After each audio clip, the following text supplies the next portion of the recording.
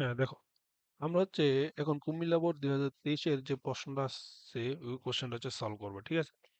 তো এখানে কি বলছে একটু আমরা প্রশ্নটা বোঝার চেষ্টা করি। আমরা হচ্ছে তোমাদের হচ্ছে গ আর ঘ নম্বরটা হচ্ছে একটু করে দেবো, হ্যাঁ? তো উদ্দীপকটাতে হচ্ছে তোমার দেখতেছি আমরা একটা গ্রাফ দিছে, যে গ্রাফের ওয়াই এক্সিস বরাবর হচ্ছে স্ফুটনাঙ্ক এবং এক্স এক্সিস বরাবর পর্যায় পর্যায়ে অবস্থিত, ঠিক আছে? তো এখানে আমাদেরকে দেখো প্রত্যেকটা পয়েন্টে পয়েন্টে এইচ এক্স লেখা দেখতে পারছো? এইচ এক্স, এখানে এইচ বলতে বোঝানো হয়েছে হাইড্রোজেন। আর এক্স এর পরিচয়টা কি? এক্স এর পরিচয়টা আমাদেরকে এখানে খুব ভালোভাবে দিয়ে দিছে, এটা হচ্ছে হ্যালোজেন। এটা হচ্ছে প্রথম হ্যালোজেন, এটা হচ্ছে দ্বিতীয় হ্যালোজেন, এটা হচ্ছে তৃতীয়, এটা হচ্ছে চতুর্থ। তো প্রথম হ্যালোজেনটা কি? প্রথম হ্যালোজেন হচ্ছে ফ্লোরিন, তাহলে প্রথম যে মূলটা হবে এটা হচ্ছে এইচ এফ। দ্বিতীয় যে মূলটা হবে তোমার এটা হচ্ছে এইচ সি এল, কারণ আমরা জানি 2 নম্বর হ্যালোজেন হচ্ছে ক্লোরিন। আর তৃতীয় যে মূলটা হবে এটা হবে এইচ বি আর, কারণ আমরা পরের হ্যালোজেনটা জানি ব্রোমিন। আর এর পরেরটা হবে এইচ আই, যে হ্যালোজেনটার নাম হচ্ছে আয়োডিন, ঠিক আছে? তো আমরা উদ্দীপকের যে মৌলগুলো দিয়ে দিছি সবগুলাই বের করে ফেলছি। এখন আমরা হচ্ছে গ নম্বর কোশ্চেনটাতে চলে আসি। গ নম্বর বলতেছে উদ্দীপকের হাইড্রাইড গুলোর জলীয় দ্রবণে প্রোটন উৎপন্ন করার প্রবণতা। এই কথাটা একটু ঘুরে আসছে এখানে। তোমার পরীক্ষা এই প্রশ্নটা এভাবে না আইসা এভাবে আসতে পারতো যে এসিড ধর্মের ক্রম। এসিড ধর্মের ক্রম মানে কোনটার এসিডীয় ধর্ম বেশি। প্রোটন বলতে সাধারণত বোঝানো হয়, এই প্রোটন কি? প্রোটন বলতে সাধারণত বোঝানো হয়েছে এইচ প্লাস আয়ন, ঠিক আছে? যেই সকল যৌগ এইচ প্লাস আয়ন খুব সহজেই ত্যাগ করতে পারে তাদের কাছে এসিড বলে। এসিডের সংজ্ঞা কি? যারা এইচ প্লাস ত্যাগ করে তাদের কাছে এসিড বলে। তো এইচ প্লাস যদি ত্যাগ করতে পারে বা উৎপন্ন করতে পারে তারা এসিড, তাহলে এসিডের ধর্ম আর এই যে প্রোটন উৎপন্ন করা ধর্ম একই জিনিস না? তো এখানে আমরা কিভাবে ব্যাখ্যাটা দেব? ঠিক আছে, তো গ নম্বর কোশ্চেনটা আমরা প্রথমে ধরো চলে শুরু করি। গ নম্বর বলতেছে যে এখানে আমাদের যে এসিড গুলো আছে বা যে এগুলোকে বলে হাইড্রোএসিড বা হ্যালো অ্যাসিড আর কি। হাইড্রোএসিড। তো এই হাইড্রোএসিড গুলো আমরা একটু লিখি, ঠিক আছে? H F, H C L, H B R, H I. দেখো, আমরা যদি এগুলো একটু, এখানে সবগুলা মৌলের মধ্যেই এইচ আছে, দেখছো? এইচ, এইচ, এইচ আছে, তার মানে আমাদের এখানে যে ধর্মটা চাইছে তা এইচ এর ওপর নির্ভর না। এটা হচ্ছে যে ফ্লোরিন, ক্লোরিন, ব্রোমিন এগুলো যেহেতু ভিন্ন ওইগুলোর উপর depend. Fluorine, chlorine, bromine, iodine এইগুলা কি? এগুলাকে সাধারণত বলা হয় অ্যানায়ন। এই যে অ্যাসিড গুলো আছে এই পুরোটাই সবগুলো হচ্ছে অ্যানায়নের উপর ডিপেন্ড। দেখো, আমি যদি একটু ভালো করে ছবি আঁকাই, দেখো এটা হচ্ছে আয়োডিনের ক্ষেত্রে আঁকাই আর ফ্লোরিনের ক্ষেত্রে আঁকাই, ঠিক আছে? ফ্লোরিনের আকারটা কি খুব ছোট, আর ফ্লোরিনের একদম যেই লাস্ট বা ফ্লোরিনের সাথে আরেকটা যে যৌগ যুক্ত আছে এটা কি? হাইড্রোজেন। ধরো এটা হচ্ছে আমাদের হাইড্রোজেন, ঠিক আছে? আর এটা হচ্ছে ফ্লোরিন। দেখো তো, ফ্লোরিনটার সাথে ফ্লোরিন হচ্ছে নেগেটিভ আয়ন আর হাইড্রোজেনটা কি? Positive ion. তো এই পজিটিভ আয়নের সাথে এই নেগেটিভ আয়নটা দেখো খুব কাছাকাছি আছে, কারণ দুই ফ্লোরিনের আকারটা ছোট আর কাছাকাছি থাকার কারণে এই দুজনের মধ্যে আকর্ষণ বেশি। কারণ আমরা জানি প্লাস মাইনাস একজন আরেকজনের কি করে? আকর্ষণ করে, ঠিক আছে? এবার যদি ওর জন্য যদি আমি ছবিটা আঁকাই, দেখো এটা হচ্ছে আমাদের আয়োডিন। আয়োডিন একটু বড় আমরা জানি। একই পর্যায়ে যত নিচের দিকে যাবো আকার তত বাড়তে থাকে, তাহলে আয়োডিন হচ্ছে মাইনাস। আর ওর সাথে হচ্ছে প্লাস একটা যৌগ আছে যেটা হচ্ছে আমাদের এস প্লাস, ঠিক আছে? দেখো তো এখানে এই আয়োডিনের সাথে এই প্লাসটার যে আন্তঃআণবিক দূরত্ব, এই দূরত্বটা একটু বেশি না? তো দূরত্ব বেশি হওয়ার কারণে ওদের মধ্যে আকর্ষণটা একটু কম।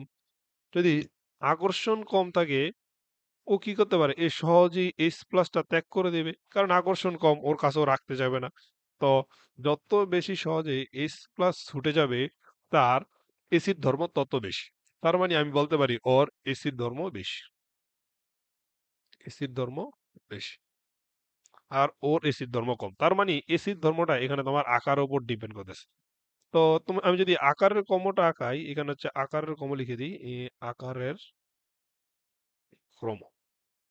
আকারের ক্রম হচ্ছে তোমার সব থেকে বেশি আকার এইচ আই, পরে হচ্ছে HBr, আমরা জানি ব্রোমিনের আকার যত নিচে যাব তত কি আকার বাড়তে থাকে। পরে হচ্ছে HCl, পরে হচ্ছে HI, HF। ঠিক এখন যদি তোমার অ্যাসিডের ক্রমটা লিখে দিই, সিমিলার হবে, কারণ আকারের সাথে সাথে অ্যাসিড ধর্মটা কি হইতেছে, অ্যাসিড ধর্মের প্রবণতাটা হচ্ছে বাড়তেছে। তো অ্যাসিডের ক্রমটা একই হবে এখানে। অ্যাসিডের ক্রম হচ্ছে HI, HBr, HCl, জাস্ট আকার দিয়ে ব্যাখ্যা দিয়ে দিবা, শেষ। ঠিক আছে? তো এই ছিল তোমার ঘ নম্বর কোশ্চেন। এবার ঘ নম্বর প্রশ্নটাতে দেখো। ঘ নম্বর বলছে উদ্দীপকের লেখচিত্রের প্রকৃতি। লেখচিত্রের প্রকৃতিটা বলতে বোঝানো হয়েছে স্ফুটনাঙ্কটা তুমি দেখো। আমি একটু এগুলো মুছে দিই, তোমার কাছে এগুলো একটু ওড লাগতে পারে, এগুলো একটু মুছে দিই, যেহেতু আমরা মূলগুলো হচ্ছে বের করে গেছি।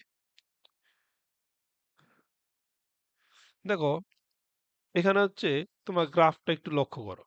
এই যে গ্রাফটা, সেটা দেখো লিনিয়ারলি উপর উঠতেছে। ঠিক আছে?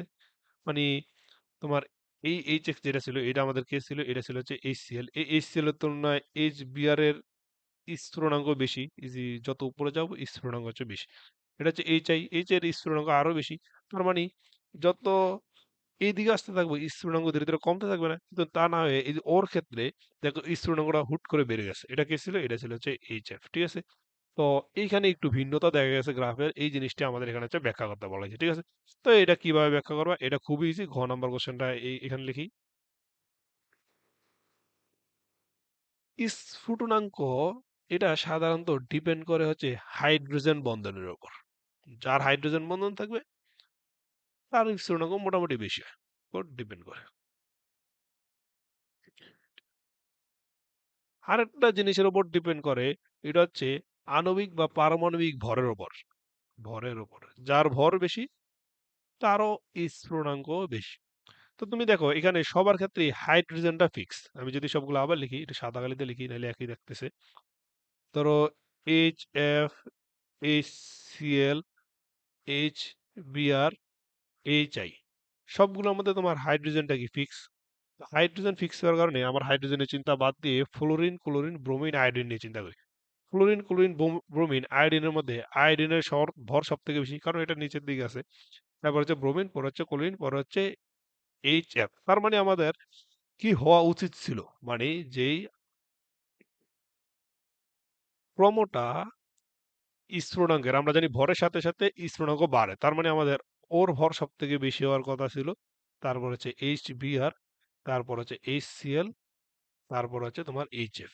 এটা হওয়ার কথা ছিল, কিন্তু তা না হয়ে আমরা দেখতেছি হইল কি, এখানে হয়েছেটা কি হয়েছে হচ্ছে তোমার, দেখছি HI সব থেকে বেশি। HIটা দেখো উপরেই আছে, কিন্তু এইচ এর পরেই তোমার চলে আসতে হচ্ছে দেখো এই যে HF, এরপর হচ্ছে তোমার HBr, পর হচ্ছে HCl। এটা চলে আসছে, কেন চলে আসছে?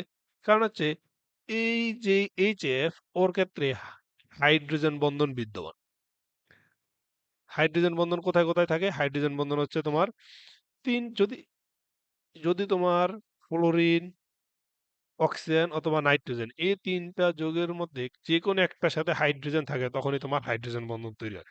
তুমি দেখো এই তিনটার মধ্যে এখানে কি ছিল? ফ্লোরিন। এই ফ্লোরিনের সাথে একটা হাইড্রোজেন আছে, তার মানে এখানে হাইড্রোজেন বন্ধন বিদ্যমান। এই কারণে আমাদের এই গ্রাফের এই পরিবর্তনটা দেখা গেছে। তোমার শুধু এই ব্যাখ্যাটা দিলেই হয়ে যাবে।